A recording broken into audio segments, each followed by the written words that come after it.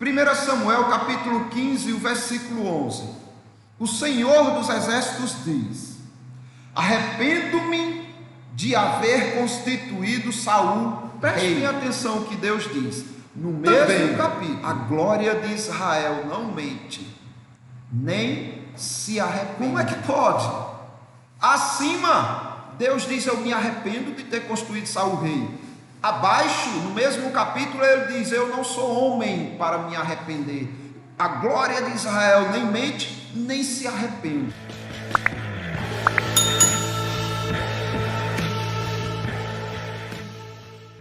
Nós estamos meditando na palavra de Deus, no que diz respeito ao desejo de Deus.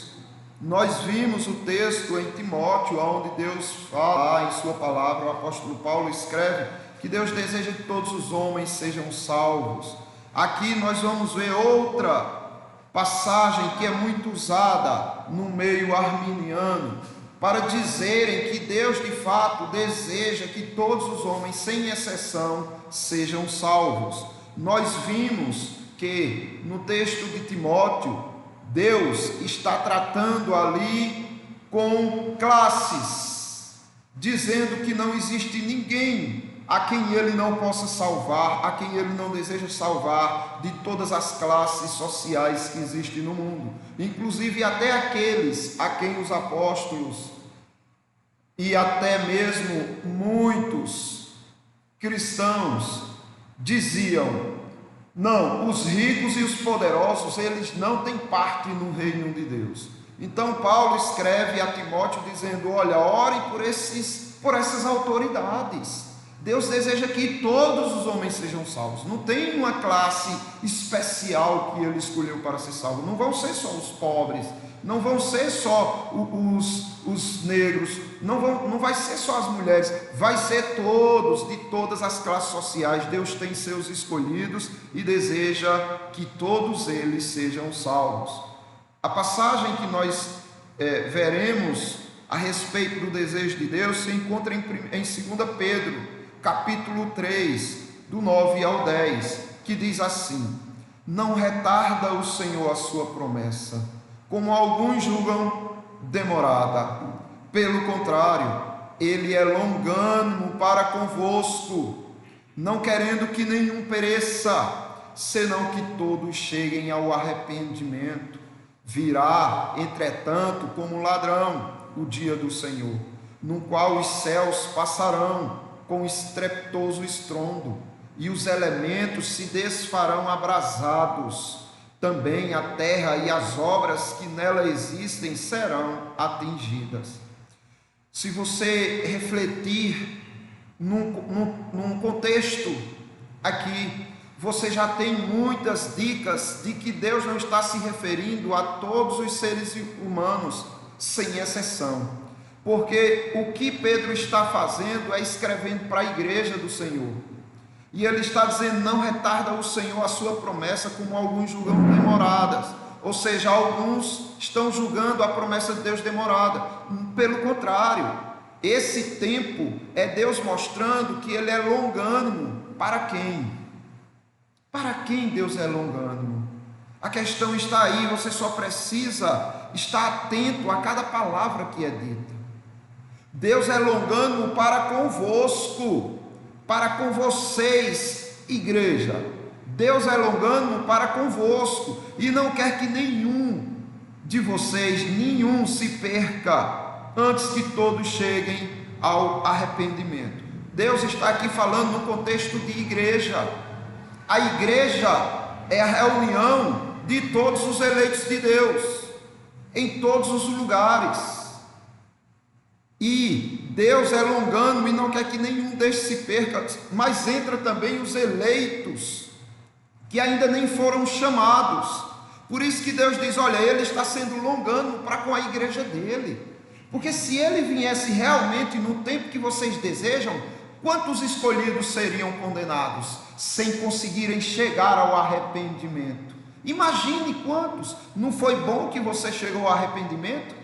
Não é maravilhoso você estar na presença de Deus e o servindo? Pois bem, existem muitos outros eleitos que ainda ainda não chegaram ao arrependimento. Então ele está sendo longano para com sua igreja, não querendo que nenhum se perca, antes que todos os seus eleitos cheguem ao arrependimento. É isso que Deus está dizendo. E ele diz mais, para provar que isso daqui não se refere a todos os seres humanos, você observa a forma que ele vai vir. Virá, entretanto, como um ladrão o dia do Senhor. Espera aí. Se ele deseja que todos se arrependam, por que ele vem de surpresa? Por que ele não avisa a todos: olha, amanhã eu estarei vindo tal hora, arrependam-se, porque eu quero que todos sejam salvos, porque eu quero salvar todos vocês, então eu não quero que nenhum de vocês se perca, por isso eu já estou avisando a hora que eu venho. Mas não, ele está fazendo ao contrário. Ele está dizendo: agora eu vou vir como ladrão. E por que ele vem como ladrão de surpresa, meus irmãos? Porque no dia que ele vier, só estará vigiando os seus eleitos. Apenas a sua igreja, apenas o seu povo verdadeiro, genuinamente cristão, estarão vigiando e não serão pegos de surpresa, como Paulo mesmo diz: olha, nós não somos da noite, nós somos do dia, e esse dia não nos pegará de surpresa, porque nós somos do dia. Agora entendam, ele vai vir de surpresa, porque no meio da igreja existe muito joio, e ele não quer que esse joio seja salvo, porque esse joio vive fundamentados em falsidade. Eles conseguem enganar qualquer um de vocês, se passando por crentes. Eles conseguem enganar até mesmo os anjos de Deus, se passando por crentes. E Deus diz: eu venho de surpresa, porque estes estarão em trevas e os meus eleitos estarão despertados. O que dá muita preocupação quando você vê alguém falando dos desejos de Deus, do que Deus sente, o que dá muita preocupação é porque isso faz parecer que essas pessoas conseguem entender o que é o desejo de Deus. Meus amados, você não consegue entender nem o que são os seus desejos. Se você prestar atenção, você deseja coisas que não está disposto a tê-las. Você também deseja as coisas que serão más para você. Você deseja coisas ou para pessoas ou para você que você diz: mas eu não vou fazer. Você deseja coisas também para a sua vida que são dolorosas. Então há uma confusão de desejo no homem. Olha, você deseja isso, desejo, mas você vai querer isso? Não. Eu não desejo querer e também não desejo deixar de querer. E eu vou explicar isso, porque parece de fato confuso, e é confuso, mas eu quero justamente que vocês entendam isto. Eu quero que você entenda que falar de desejo não é tão simples como você pensa. Não é simples falar do desejo humano, que dirá falar dos desejos de Deus. O título do nosso sermão é este: Deus deseja o que Ele quer, para quem Ele quer. E ponto final, meus irmãos. Não adianta ficar questionando os desejos de Deus, ou querendo prescrutá-lo, como que você tivesse capacidade para isso. Preste bem atenção, Deus deseja que todos sejam salvos, não é isso que nós lemos? E que eles que tentam aplicar para todos os seres humanos. Pois vejam o que diz Romanos, na epístola aos Romanos, de Paulo, capítulo 9, do 15 ao 18. Pois ele diz a Moisés: terei misericórdia de quem me aprouver ter misericórdia, e compadecer-me-ei de quem me aprouver ter compaixão. Sabe o que ele está dizendo aqui? Eu vou ter misericórdia de quem eu desejar ter misericórdia, e eu vou me compadecer de quem eu desejar me compadecer. E quem vai questioná-lo? Assim, pois, não depende de quem quer ou de quem corre, mas de Deus usar sua misericórdia. Não depende do homem desejar ou lutar para ser salvo, mas de Deus desejar usar sua misericórdia. Agora o versículo 18 é muito intenso, pois diz: logo tem ele misericórdia de quem quer, de quem ele deseja, ele tem misericórdia. E também endurece a quem lhe apraz. Esse texto aqui está falando dos desejos de Deus, do mesmo jeito que os anteriores que já lemos, está falando dos desejos de Deus. Agora, você sabe o que é apraz? Endurece a quem lhe apraz. É uma sensação de contentamento, de prazer, forma derivada do verbo aprazer, com o sentido de provocar ou sentir prazer, deleite. Então, o que Deus está dizendo aqui é o seguinte: olha, eu tenho misericórdia de quem eu desejar ter misericórdia, e eu também me deleito em quem eu quiser endurecer. Aí você vem para o texto que nós estamos meditando e você vê Deus é longânimo para convosco, não querendo que nenhum pereça, senão que todos cheguem ao arrependimento. Esse é o desejo de Deus para o seu povo.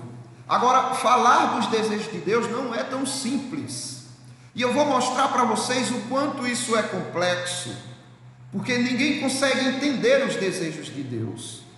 Veja o que Deus diz referente ao rei Saul. 1 Samuel capítulo 15, o versículo 11.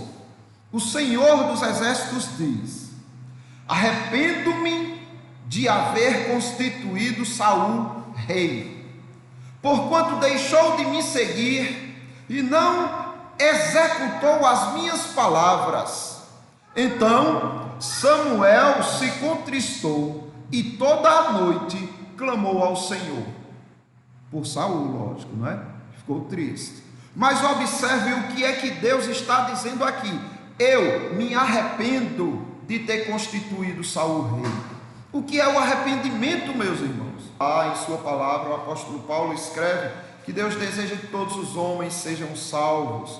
Aqui nós vamos ver outra passagem que é muito usada no meio arminiano, para dizerem que Deus de fato deseja que todos os homens, sem exceção, sejam salvos. Nós vimos que no texto de Timóteo, Deus está tratando ali com classes, dizendo que não existe ninguém a quem ele não possa salvar, a quem ele não deseja salvar, de todas as classes sociais que existem no mundo, inclusive até aqueles a quem os apóstolos e até mesmo muitos cristãos diziam: não, os ricos e os poderosos, eles não têm parte no reino de Deus. Então Paulo escreve a Timóteo dizendo: olha, ore por essas autoridades. Deus deseja que todos os homens sejam salvos. Não tem uma classe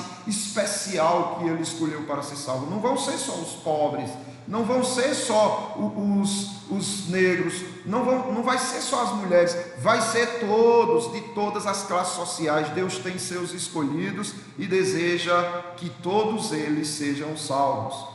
A passagem que nós veremos a respeito do desejo de Deus se encontra em 2 Pedro capítulo 3, do 9 ao 10, que diz assim: não retarda o Senhor a sua promessa, como alguns julgam demorada.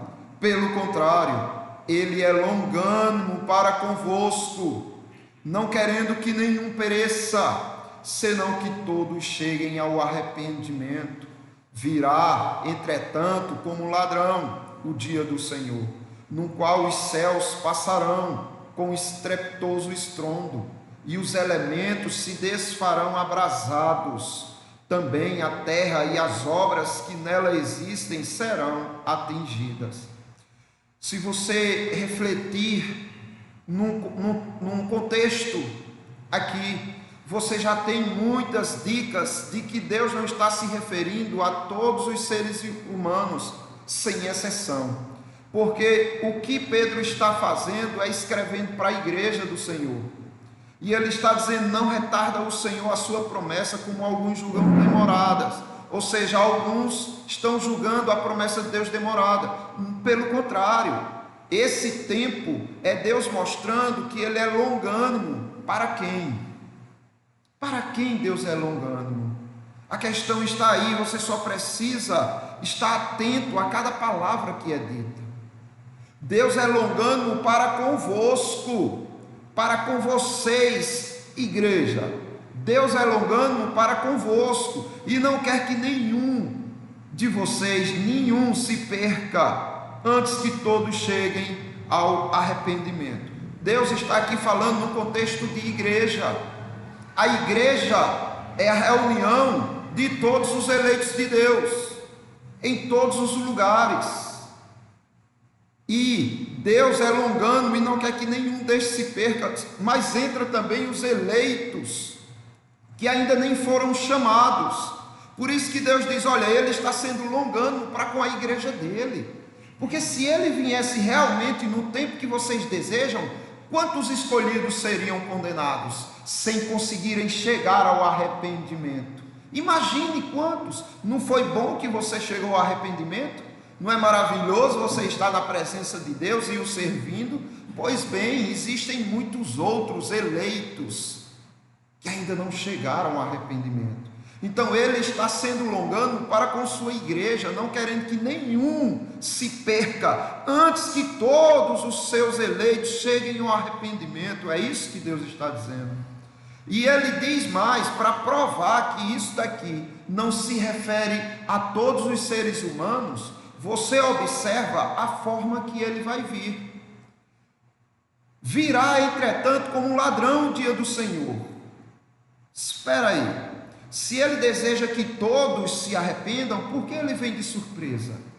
Por que Ele não avisa a todos: olha, amanhã eu estarei vindo tal hora, arrependam-se, porque eu quero que todos sejam salvos, porque eu quero salvar todos vocês, então eu não quero que nenhum de vocês se perca, por isso eu já estou avisando a hora que eu venho. Mas não, Ele está fazendo ao contrário. Ele está dizendo: agora eu vou vir como ladrão. E por que Ele vem como ladrão de surpresa, meus irmãos? Porque no dia que Ele vier, só estará vigiando os seus eleitos. Apenas a sua igreja, apenas o seu povo verdadeiro, genuinamente cristão, estarão vigiando e não serão pegos de surpresa, como Paulo mesmo diz: olha, nós não somos da noite, nós somos do dia, e esse dia não nos pegará de surpresa, porque nós somos do dia. Agora entendam, Ele vai vir de surpresa, porque no meio da igreja existe muito joio, e Ele não quer que esse joio seja salvo, porque esse joio vive fundamentados em falsidade. Eles conseguem enganar qualquer um de vocês, se passando por crentes. Eles conseguem enganar até mesmo os anjos de Deus, se passando por crentes. E Deus diz: eu venho de surpresa, porque estes estarão em trevas e os meus eleitos estarão despertados. O que dá muita preocupação quando você vê alguém falando dos desejos de Deus, do que Deus sente, o que dá muita preocupação é porque isso faz parecer que essas pessoas conseguem entender o que é o desejo de Deus. Meus amados, você não consegue entender nem o que são os seus desejos. Se você prestar atenção, você deseja coisas que não está disposto a tê-las. Você também deseja as coisas que serão más para você. Você deseja coisas ou para pessoas ou para você que você diz: mas eu não vou fazer. Você deseja coisas também para a sua vida que são dolorosas. Então há uma confusão de desejo no homem. Olha, você deseja isso, desejo, mas você vai querer isso? Não. Eu não desejo querer e também não desejo deixar de querer. E eu vou explicar isso, porque parece de fato confuso, e é confuso, mas eu quero justamente que vocês entendam isto. Eu quero que você entenda que falar de desejo não é tão simples como você pensa. Não é simples falar do desejo humano, que dirá falar dos desejos de Deus. O título do nosso sermão é este: Deus deseja o que Ele quer, para quem Ele quer. E ponto final, meus irmãos. Não adianta ficar questionando os desejos de Deus, ou querendo prescrutá-lo, como que você tivesse capacidade para isso. Preste bem atenção. Deus deseja que todos sejam salvos, não é isso que nós lemos? E que eles que tentam aplicar para todos os seres humanos. Pois vejam o que diz Romanos, na epístola aos Romanos, de Paulo, capítulo 9, do 15 ao 18. Pois ele diz a Moisés: terei misericórdia de quem me aprouver ter misericórdia, e compadecer-me-ei de quem me aprouver ter compaixão. Sabe o que ele está dizendo aqui? Eu vou ter misericórdia de quem eu desejar ter misericórdia, e eu vou me compadecer de quem eu desejar me compadecer. E quem vai questioná-lo? Assim, pois, não depende de quem quer ou de quem corre, mas de Deus usar sua misericórdia. Não depende do homem desejar ou lutar para ser salvo, mas de Deus desejar usar sua misericórdia. Agora o versículo 18 é muito intenso, pois diz: logo tem ele misericórdia de quem quer, de quem ele deseja, ele tem misericórdia. E também endurece a quem lhe apraz. Esse texto aqui está falando dos desejos de Deus, do mesmo jeito que os anteriores que já lemos, está falando dos desejos de Deus. Agora, você sabe o que é apraz? Endurece a quem lhe apraz. É uma sensação de contentamento, de prazer, forma derivada do verbo aprazer, com o sentido de provocar ou sentir prazer, deleite. Então, o que Deus está dizendo aqui é o seguinte: olha, eu tenho misericórdia de quem eu desejar ter misericórdia, e eu também me deleito em quem eu quiser endurecer. Aí você vem para o texto que nós estamos meditando e você vê Deus é longânimo para convosco, não querendo que nenhum pereça, senão que todos cheguem ao arrependimento. Esse é o desejo de Deus para o seu povo. Agora, falar dos desejos de Deus não é tão simples, e eu vou mostrar para vocês o quanto isso é complexo, porque ninguém consegue entender os desejos de Deus. Veja o que Deus diz referente ao rei Saul. 1 Samuel capítulo 15, o versículo 11. O Senhor dos exércitos diz: arrependo-me de haver constituído Saul rei, porquanto deixou de me seguir e não executou as minhas palavras. Então Samuel se contristou e toda a noite clamou ao Senhor. Por Saul, lógico, não é? Ficou triste. Mas observe o que é que Deus está dizendo aqui: eu me arrependo de ter constituído Saul rei. O que é o arrependimento, meus irmãos?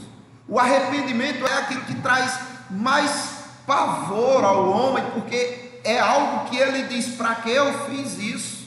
Então ele se sente frustrado, porque ele diz: eu fiz uma besteira, eu não devia ter feito e fiz, agora eu estou arrependido, pagando as consequências dos meus erros. Você se arrepende de uma coisa errada que você fez. E eu pergunto aos irmãos: isso é simples assim? Deus comete algum erro para precisar se arrepender? Observe, No mesmo capítulo, agora no versículo 29, preste bem atenção o que Deus diz. No mesmo capítulo, também a glória de Israel não mente, nem se arrepende, porquanto não é homem para que se arrependa. Como é que pode? Acima, Deus diz: eu me arrependo de ter construído Saul rei. Abaixo, no mesmo capítulo, ele diz: eu não sou homem para me arrepender. A glória de Israel nem mente, nem se arrepende, porquanto não é homem para que se arrepende. Afinal de contas, Deus se arrepende ou não, meus irmãos? 1 Samuel capítulo 15, versículo 29, responde para os irmãos isso. Também a glória de Israel não mente, nem se arrepende, porquanto não é homem para que se arrependa. É isso que Deus está dizendo em sua palavra. E nós precisamos entender isso. O que é que isso quer dizer? Isso quer dizer, meus irmãos, que Deus não se arrepende, não tem sentimentos iguais aos do homem. O texto já está dando uma dica. Ele está dizendo: olha, porque eu não sou homem. O que ele está dizendo é: não confundam esse sentimento que eu revelei para vocês com os sentimentos que vocês possuem. Eu não tenho isso que vocês sentem. Esse arrependimento de vocês não tem nada a ver com o que eu estou revelando para vocês. A questão é que Deus queria mostrar o quão irritado ele estava com Saul, e ele queria usar uma palavra que fosse compreensível à razão humana. Se Deus fala de fato o que ele sentiu ali, nenhum de nós sairia daqui com a mente sã. A nossa mente não tem capacidade, nós não temos cognição suficiente para entender os sentimentos de Deus. E aí entra uma coisa que, se você for para o dicionário, você vê que é assim mesmo. Uma forma de falar que se chama antropopatismo, que é quando você pega sentimentos humanos e aplica esses sentimentos em Deus, para que você entenda mais ou menos o que Deus está sentindo. Você pega sentimentos que te pertencem e colocam em Deus. Não significa que é exatamente isso que Deus está sentindo, mas é pelo menos o que você vai ter uma leve noção do que Ele está sentindo. Existe também outra forma de linguagem que é antropofórmica, que é quando você coloca membros em Deus. Jesus Cristo disse: olha, Deus não tem membros, Ele é espírito. Ele não tem membros, nem carne, nem osso, Ele é espírito. Mas por que então a Bíblia diz a mão de Deus, os olhos de Deus? Ele tem membros ou não tem? Isso é uma linguagem antropomórfica, onde você pega membros humanos, coloca em Deus para entender a ação de Deus. Então, entendendo isso, você começa a perceber que falar dos sentimentos de Deus é complicado. E você tem que ter muita cautela com isso, porque você não entende nem os seus sentimentos, que dirá o de Deus. Olha, existe desejos em Deus. Existem desejos em Deus que Deus não se compromete em executar, e existem desejos em Deus que Ele se compromete em executar. Existe uma vontade em Deus que é chamada de vontade de preceito, vontade preceptiva. Existe uma vontade e um desejo em Deus que se chama vontade decretiva. Existem essas duas formas de desejo em Deus. E quando a gente não consegue distingui-las, a gente faz confusão nas Escrituras e acaba enveredando por heresias. No entanto, Deus em sua natureza é vida e luz. Seu prazer e seu desejo está relacionado à vida. Quando alguém caminha para a morte, Deus não se alegra nem deseja a sua perdição. Antes deseja que ele se volte-se para a salvação. Porém, apenas os eleitos são resgatados de tal condição. Então Deus olha para a raça humana e diz: olha, eu tenho prazer que vocês todos venham para a salvação. Mas esse prazer e esse desejo de Deus, Ele diz: agora que vocês façam isso por conta de vocês, porque eu agirei para que isso seja possível nos meus eleitos. Mas o meu desejo é que vocês parem de caminhar, por responsabilidade de vocês, e volte-se para a luz. Veja bem, Ezequiel diz o seguinte, capítulo 18, 23. Acaso tenho eu prazer na morte do perverso? Diz o Senhor Deus. Não desejo eu antes que ele se converta dos seus caminhos e viva? E no 32 ele diz, porque não tenho prazer na morte de ninguém, diz o Senhor Deus. Portanto, convertei-vos e vivei. Só que ele diz isso para todos. É o que você chama no Evangelho de o Evangelho proclamado externamente. Deus nos usa para, sinceramente, mostrar isso ao mundo. Quando você prega para o mundo, arrependa-se e venha para Cristo. Arrependa-se dos seus pecados e converta-se. Deus está fazendo isso, dizendo, portanto, convertei-vos. A diferença entre o desejo de Deus para os eleitos e o desejo de Deus para os perdidos, que não são eleitos, é que para com os eleitos ele diz, eu envio o meu filho para fazer o que vocês não têm capacidade de fazer. E para os reprovados ele diz, venham, olha, é bom aqui, aqui é vida, é luz, e eles jamais vão querer. E Deus também não se compromete em seu desejo de ir em busca. Mas, voltando à nossa forma de desejar, até nós mesmos, nós não nos alegramos em ver as pessoas caminhando para a morte, mas nem sempre investimos em mudar aquele destino. E isto, sob responsabilidade, pesa sobre aquela pessoa que escolheu caminhar para a morte. O que eu estou dizendo é o seguinte: você vê uma pessoa bêbada e você diz, eu tenho condição de internar essa pessoa se ela quiser? Tenho condição financeira. Quantas pessoas eu tenho condição de internar em uma clínica para restaurar essa pessoa, para que essa pessoa pare de beber? Você tem esse desejo que essa pessoa saia daquela condição, porque você é um cristão. Mas você diz, mas eu não vou, eu vou investir em outras pessoas, eu vou investir em outras áreas. Ou seja, você deseja e não realiza. A vontade de decreto de Deus, no entanto, diz respeito à sua soberania, sabedoria, infinidade, plenitude. Deus tem planos que nós não conhecemos e tem desejos relacionados ao seu santo decreto que ele vai realizar. Todos os desejos de Deus relacionados ao seu decreto, ele vai realizar, independentemente do que pensam, julgam ou desejam os réis mortais. Pensem, por exemplo, nos seus desejos. Eu conheci uma família que amava profundamente o seu pai, lá em São Paulo. E essa família começou a perceber que o seu pai estava sofrendo mal de Alzheimer. E eles começaram a tomar atitudes que eles não desejavam. Eles desejavam que o pai tivesse liberdade de sair de casa e voltar como tinha antes. Mas o Alzheimer estava fazendo com que o pai saísse e não soubesse mais voltar. Eles disseram que precisamos trancar nosso pai em casa, fecha as portas. Eles desejavam isso? Não. Eles não desejavam privar o pai da liberdade, mas ao mesmo tempo eles desejaram privar o pai da liberdade por um motivo maior.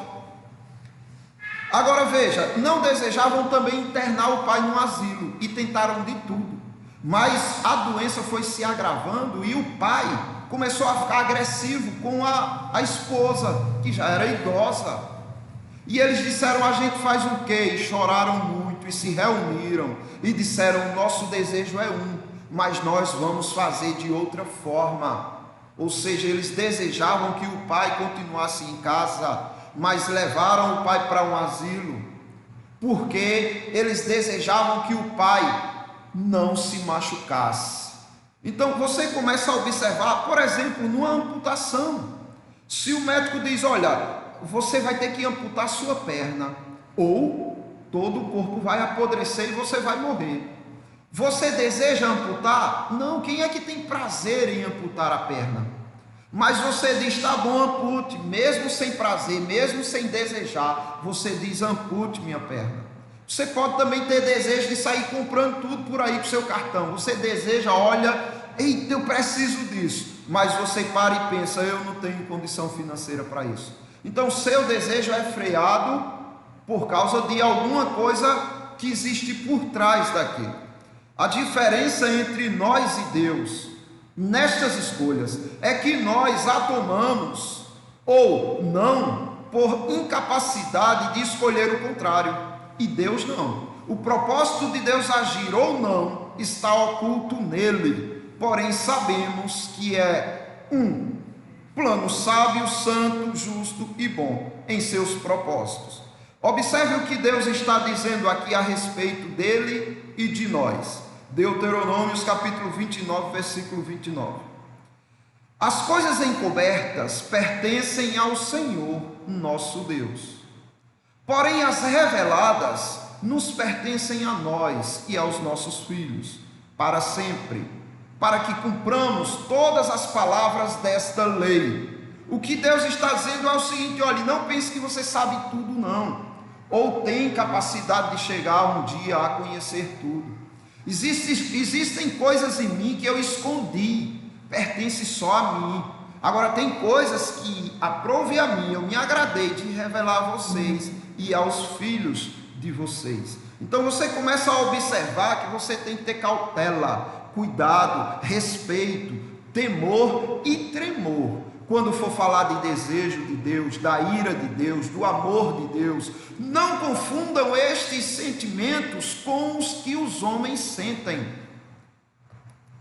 Observe, por exemplo, Mateus capítulo 26, o versículo 39. Adiantando-se um pouco, prostrou-se sobre o seu rosto, orando e dizendo: meu Pai, se possível, passa de mim este cálice. Qual era o desejo do Senhor Jesus? Qual era a vontade dele? Que Deus passasse aquele cálice. Mas observe, por motivo de algo maior, Jesus diz: mas eu tenho outro desejo, Pai. Um desejo que é incompatível com esse que eu estou te falando. Eu tenho o desejo que o Senhor passe de mim esse cálice, mas eu tenho um desejo maior, que é de fazer a tua vontade. Contudo, todavia, não seja como eu quero, mas sim como tu queres, porque o meu desejo maior é fazer a tua vontade e não a minha. Vocês percebem que falar dos desejos de Deus não é algo tão simplório como o meio arminiano pensa que é? Está vendo? Deus deseja que todos sejam salvos. Não é bem assim, meus irmãos. Veja bem, aqui por exemplo em Isaías, fala quem é o nosso Deus. E me diga, aqui está o desejo de decreto ou o desejo de preceito? Isaías capítulo 46, do 9 ao 12. Lembrai-vos das coisas passadas da antiguidade, que eu sou Deus e não há outro. Eu sou Deus e não há outro semelhante a mim, que desde o princípio anuncio o que há de acontecer, e desde a antiguidade as coisas que ainda não sucederam. Que digo, o meu conselho permanecerá de pé, farei toda a minha vontade. Que chamo a ave de rapina desde o oriente de uma terra longínqua, o homem do meu conselho. Eu o disse, eu também o cumprirei. Tomei este propósito, também o executarei. Então, é possível aplicar esse mesmo desejo de Deus referente a esse aspecto aqui, naquele de que ele deseja salvar todos os homens? É possível? Não, é impossível. Por quê? Aqui ele está garantindo: olha, aquilo que eu desejei, eu vou cumprir. Se ele desejou salvar todos os homens, e é esse tipo de desejo que Deus está falando, ninguém poderia ser condenado, pois ele deixa bem claro: eu o disse, eu o cumprirei, tomei este propósito, também o executarei. Não tem nada a ver com o desejo de ver ímpios salvos. João capítulo 6, versículo 37 ao 40, que desejo é esse? É o desejo de decreto ou o desejo de preceito? Todo aquele que o Pai me dá, esse virá a mim, e o que vem a mim, de modo nenhum o lançarei fora. Porque eu desci do céu não para fazer a minha própria vontade, e sim a vontade daquele que me enviou. E a vontade de quem me enviou é esta: que nenhum eu perca de todos os que me deu. Pelo contrário, eu o ressuscitarei no último dia. De fato, a vontade de meu Pai é que todo homem que vir o Filho e nele crer tenha a vida eterna, e eu o ressuscitarei no último dia. Aqui é a vontade de decreto, meus irmãos, porque você observa, olha, a vontade do Pai é esta: que todo aquele que vir ao Filho e nele crer tenha a vida eterna, e eu vou ressuscitá-lo no último dia. Mas é todo aquele que vir ao Filho, que o Pai levará ao Filho, nem todos vão. Então esse texto não se aplica, essa vontade, esse desejo não se aplica a eles. E os arminianos, por não entenderem isso, fazem uma confusão grandiosa e acabam diminuindo o sacrifício de Cristo, dizendo que não foi eficaz, porque se ele morreu por essas pessoas, se ele desejou em seu decreto salvar essas pessoas e não conseguiu, ele falhou. Percebem como isso é grave? Veja, Romanos, capítulo 12, versículo 12. Que vontade é essa? De decreto ou de preceito? E não vos conformeis com este século, mas transformai-vos pela renovação da vossa mente, para que experimenteis qual seja a boa, agradável e perfeita vontade de Deus. Essa é de preceito. Esse desejo, essa vontade de Deus é de preceito, porque nem sempre você a cumpre, mas Deus deixou sob sua responsabilidade o cumprimento, como deixou sob a responsabilidade dos ímpios virem para a luz. Se eles não vão vir, a responsabilidade pesa sobre eles. E esse aqui é de decreto ou de preceito? Gálatas capítulo 4, do 4 ao 5. O qual se entregou a si mesmo pelos nossos pecados, para nos desarraigar deste mundo perverso, segundo a vontade do nosso Pai, Deus e Pai, a quem seja a glória pelos séculos dos séculos. Amém. Aqui é de decreto, porque é Ele que está nos desarraigando, nos arrancando pela raiz, para trazer para Cristo. E este é de decreto ou de preceito? 1 Tessalonicenses 4,3. Pois esta é a vontade de Deus, a vossa santificação, que vos abstenhais da prostituição. Olha o desejo de Deus, é que vocês se abstenham da prostituição, que vocês se santifiquem. Mas isso ocorre sempre? Nem sempre. Então essa vontade de Deus não está se cumprindo. Por quê? Porque esse desejo de Deus é de preceito. Ele deixou sob a tua responsabilidade. O desejo de Deus de decreto, ele age sob responsabilidade dele. O desejo dele de preceito, ele deixa sobre você cumprir ou não o que ele está dizendo. 1 Tessalonicenses capítulo 5, 18, por exemplo, é de preceito ou de decreto?